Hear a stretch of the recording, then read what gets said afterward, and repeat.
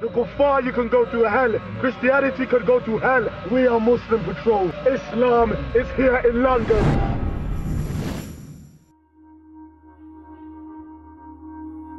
There's a weird thing happening in East London.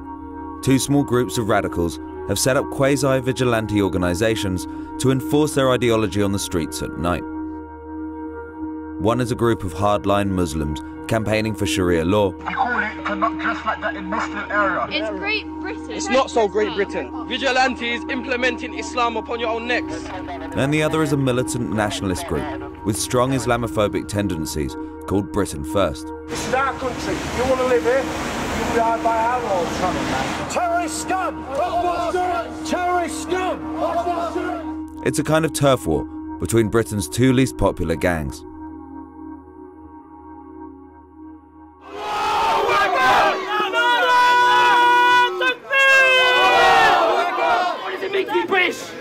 To me, to be British, to me, to be alcoholic. You're an animal. To be British, to be a drug addict.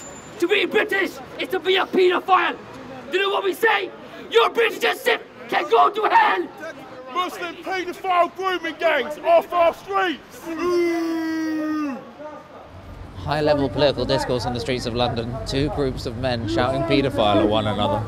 Hello, sir. Do you mind talking on camera? Who's it for? This company called Vice.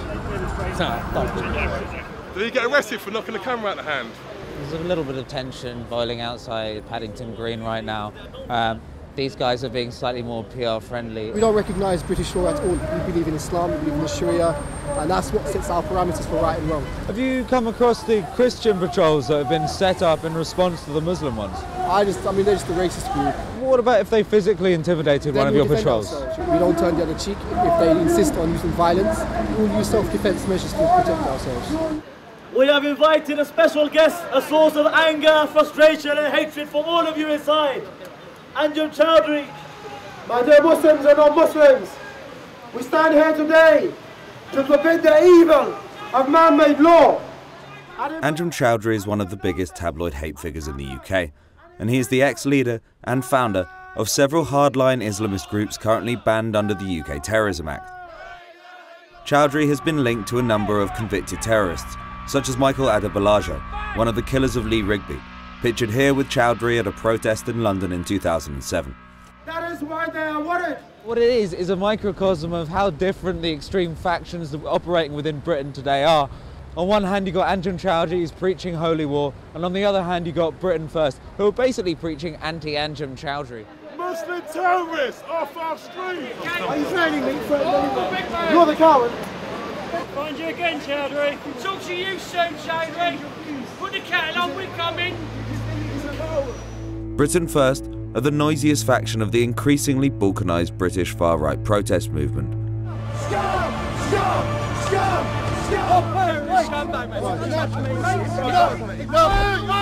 We do not want to live under Sharia law, and that is exactly why we're here. And we've got one hell of a fight on our hands, gentlemen.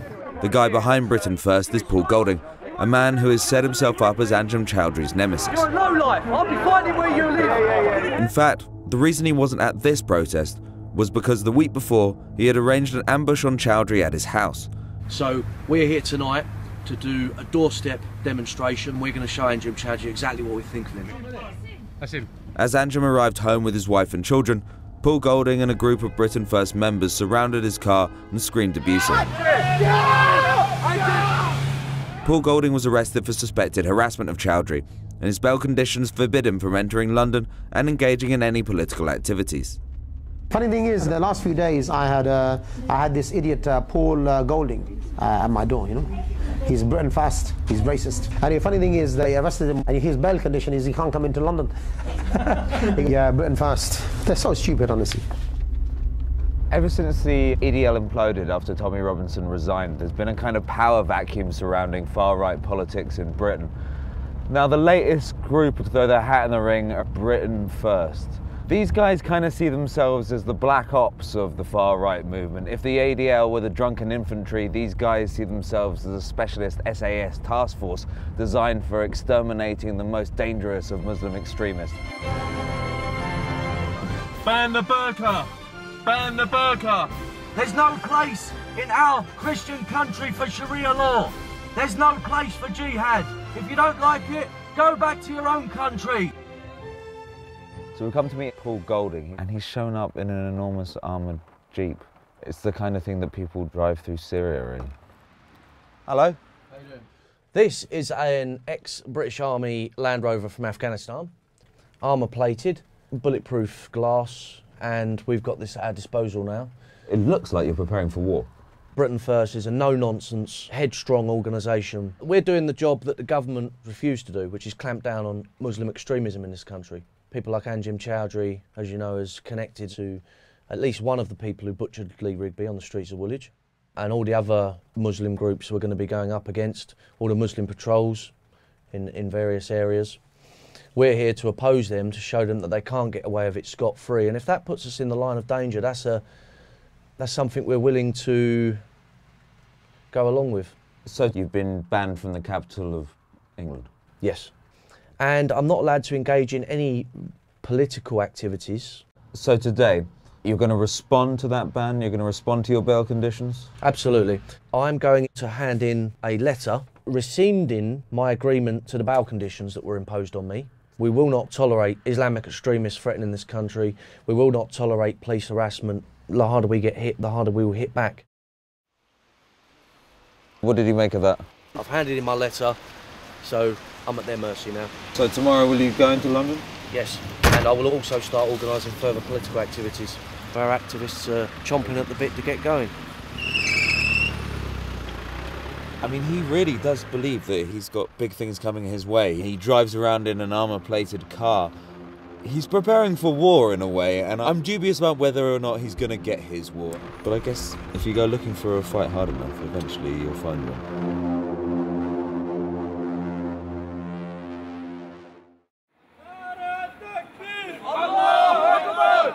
The Muslim patrols are run by a guy called Abdul Mahid, a member of Anjem Choudry's entourage. In 2007, he was sentenced to 6 years in prison for shouting "Bomb the UK" at a protest. We met him on one of the East London Sharia patrols, which have become notorious for confronting people involved in prostitution. It's a Muslim area and you're not wanted around here. You can't say, I respect your faith, respect your belief, and then be in our area whoring yourself out.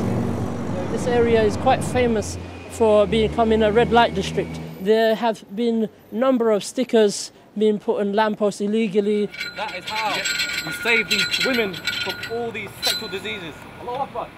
Phone cards, advertising, massage parlours. Yeah, find your telephone number in the phone boxes on Ilford Lane. Do you know what you're doing is illegal and unacceptable? Yeah, it's not your business. Your business is not welcome in this area. We, the Muslim community, will continue to patrol the streets and clear all the vices and illegal activities that you're conducting, ruining the lives of the community. But this PR-friendly walk through the neighbourhood was pretty different from the country's first look at the Muslim patrols. Remove yourself away from the mosque. In early 2013, a series of videos emerged online featuring young Muslim men filming themselves aggressively enforcing Sharia law on the streets of London. No drink in this area, it's a Muslim area. Okay. What is? It's a Muslim patrol. No alcohol, yes? Why are you bothering me? I'm not... Because you're walking through a Muslim area, you're dressed like a fag, mate. You need to get out of it. Get out of it, you fag. Well, the footage you've just seen is of some Muslim Sharia patrols on the streets of East London. Well, this is one thing that we've been investigating for quite a while, and it's about time that we started combating these Muslim patrols, started taking the fight to them. These videos gave Paul Golding the ammunition he needed to push his fantastical narrative of the encroaching Islamification of Britain. As such, Britain First began taking direct action against the Muslim patrols by setting up their own Christian patrols. It's our country. You want to live here? You'll be hard by our laws. Come on, man. Go on. Not you, sir. Carry on, man. Go ahead. All our children and grandchildren could be a despised minority in our own country. And you've only got to look at places where there are Muslims already the majority. Places like East London, for example. What's happening? Vigilante Muslim gangs are out there attacking people. We will find out everything there is to know about them and hit them where they're weakest. If they don't like it, so what? If the police don't like it, so what? They arrest us, we'll go to prison, come out and we'll do it again.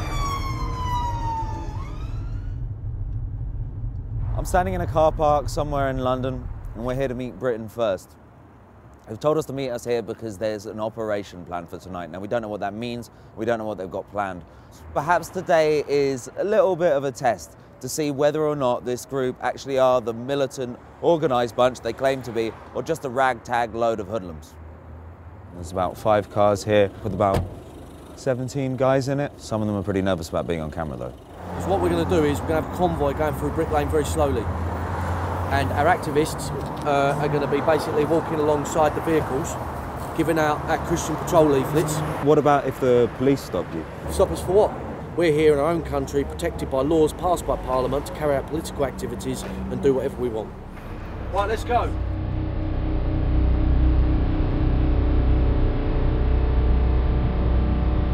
Sorry, repeat that. You want to go right on, second left. The whole point of Operation Fightback, confronting all the hate preachers, is to try and strangle and suffocate Islamic extremism in this country. You're the leader of this group. Is there a military commander from history who particularly inspires you? Well, you have Winston Churchill, who led us through the Second World War. He said that Islam in a human is as bad as rabies in a dog. We're out here doing the police job because they're unwilling to do it because of absolute terror of being branded racist. They're just simply turning a blind eye to what's going on, but we're not. Do you think people would brand you guys racist? How can you be racist against a multiracial religion that includes lots of white people? I don't dislike Muslims themselves. I think that they've been led astray by a 7th century, very intolerant, very totalitarian ideology. If I was to say, oh, the Nazis are this, that and the other, you wouldn't say, oh, you're being racist, would you? No, I don't like Nazis. Some people might say that your organisation is closer to Nazis than it is to most other political organisations in the UK. Well, what's the basis of that? I could say that you're a Nazi. I could say anything. Talk's cheap. Where's the proof? Right, we're going to be going into Brick Lane now. It's come to our attention that Muslim patrols are operating in this area, confiscating alcohol and harassing women. If you see anything, please report it. It's a bullshit. We never had anything. I've been here for 25 years. I never heard of this shit. Tell him just wipe it like this and put it in his ass. He's talking bullshit. That gave this to me because he thought I was with you and said you should stick it up your ass. I can imagine there'll be reactions along those lines, but you know, we're not here to please everyone. Christian Patrol. So they've been walking down Brick Lane, handing out the flyers. Some people are telling them to fuck off, some people looking angry. There's a few police starting to circle. They're certainly having an impact. Brick Lane is an area with a huge Muslim population, which is why handing out pamphlets covered in Crusader iconography might be considered to be in poor taste. And they're somewhere writing the Muslim people disturb and harassing the women. It is not true. We're not here for ordinary Muslims. No, it's only the Muslim extremists. It might be, but they're not here. We haven't seen them. At the end of the day, it's down to their communities to police these people that are doing this thing in the first place. Look at the demographics with the Muslim population getting bigger and bigger. It should worry everyone in this country. Just keep things going, yeah? We'll meet at the end of the road. Aki was to come and told me to take my can and bear at my face, mate. I'll pour it over to you. Go, mate. You have a good night. Yeah, there was a little bit of anger perhaps on Brick Lane while they were leafleting, but unsurprisingly, Mohammed's army didn't rise to try and behead them all. It doesn't have the same kind of physical presence as the EDL had maybe 18 months ago. He claims that this is because he's currently working with a squadron of the elite far right, but his followers don't look in particular great shape. Look, we're just driving past my house. This is how weird this is. We're following an armoured vehicle, and it's just in the streets that we live and work in. Since the first time we'd gone out with Abdul and his patrol in East London, the guys responsible for the Muslim Patrol viral videos had been arrested and imprisoned for harassment and assault. It turns out the pair who had been arrested had been members of Anjem Chodry's crew, who we had met during the course of making this film. No one wants to say the truth. If you disobey Allah, it's going to be bad for you. But you know, alhamdulillah, the Muslims, we speak the truth, and that's what we came to do, inshallah. And we don't care about the consequences, we don't care about what people think. We only work to please Allah, inshallah. We went to Whitechapel to see Abdul Mahid and find out what had happened. Do you see that there's something fundamentally difficult for many people living in London when someone comes over and tells them not to do something which isn't illegal in the country? Yeah, I mean, it was absolutely illegal to drink alcohol outside the mosque. This is democracy. This is freedom. This is secularism. We clearly need Islam. Move away from the masjid. What about the gay community around here? They've been harassed supposedly by the Muslim patrol. I haven't, on my patrols, I haven't come across a single gay. Are you dirty? Say it again. I don't know, like, who do you think you are, like, really? This is Muslim area, get out of here, mate. You're such a man. Get out of here, you bloody fag. If you see someone doing something that you don't believe is correct, will you go up to them and say what you were doing is wrong? Being non-Muslim, according to me, is wrong. And so this is a crime in my eyes. Ultimately, there's a day of judgment, and we'll be held to account to the actions which were not in line with the teachings of Islam. But do you deny that some people have threatened people? I don't deny that. That's entirely possible. In the papers, they've reported these people have been arrested for assault as part of the, the Muslim patrol. It's all there in the video. No, they have not been convicted for the Muslim patrol videos. They were attacked by a group of drunks, and it wasn't anything to do with the Muslim patrol videos. It may have had nothing to do with the videos, but Jordan Horner got 68 weeks for assault and using threatening words or behaviour, and Ricardo McFarlane got 12 months for affray, crimes committed whilst on patrol. Our message to all of the shops here, all of the businesses, is to fear Allah, fear God, give up the sale of alcohol, join us to command good and forbid evil. Anjem Choudry's been preaching Sharia law around Britain for many, many years. The British media love to hate him. He's always on the cover of newspapers with tabloids screaming, kick him out, kick him out. But I think it's an interesting time for Choudry because suddenly Britain First have really targeted him personally. So, Anjem, can you explain to us what the purpose of the Muslim patrols in East London is? If we look within society today, we find that some of the biggest evils are things like alcohol, drugs, prostitution. So basically the youth who are affiliated with us have been going out and really addressing these issues. And we have a right to come out and address this. Maybe the styles and means could be different, but nevertheless, I think these guys are doing a service to society. Are you worried about the safety of the people on these patrols now that people like Britain First to be running effectively rival Christian patrols? Well, I think that Britain First are, one in a long line of extreme right-wing fascists. But I think it's very healthy for people to have emotive feelings about things, you see. I mean, whether they love it or they hate it, I think it's healthy. Islamophobia is healthy. I mean, what do you think of democracy? Obviously, we will benefit from freedom of expression because we will propagate what we believe. But that doesn't mean that we give a kind of respect to that system. So you'll use what democracy gives you, but you won't respect the system that gives it to you? We're not saying that we'll use it. What we're saying is that, we live in a society where we are not being stopped from propagating Islam publicly. So whether that's democracy or communism or whatever system may be, we will continue to do that. The events of the last year were drawing to their natural conclusion. It was the day the Woolwich killers were going to be sentenced, and the far right, Paul Golding, and his Christian patrol marched on the Old Bailey to celebrate. That's it, get the flags ready, we're going to be moving off. Today is all about showing respect for Lee Rigby. Watch them scum Muslims who killed him right in a cell, but still ain't good enough. They should be taken to the nearest tree and hung. Give it 10 years, there'll be a right-wing government and that will happen. We're losing our heritage because of immigration. The government ain't on our side, the police ain't on our side. So it's down to us to take back our country, and that's what we're doing. Politicians, wake up and do something about the problem that is radical Islam. If you won't believe in justice, kill the scum. If you won't believe in justice, kill the scum. The National Party are calling for the execution of the killers of Lee Rigby. Justice for Lee Rigby! Muslim killers off our streets! Muslim killers! You can never unify because a lot of these groups are there simply to fulfil the egos of a few people. Anjem Choudry off our streets! Anjem Choudry off our streets!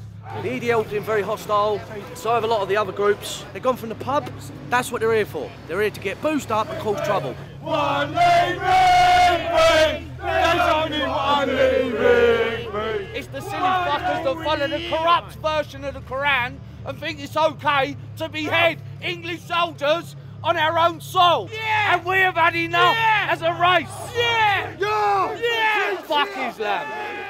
And then this happened. A mob of the far right attacked a family of Muslims who had left the court for a separate case. Go away! Hey, go away! I know what mosque you're at, mate. children, these are my children.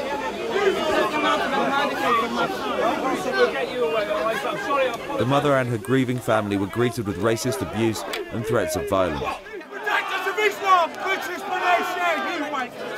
The thin veil of respectability had dropped, and the nasty atmosphere became overtly vile.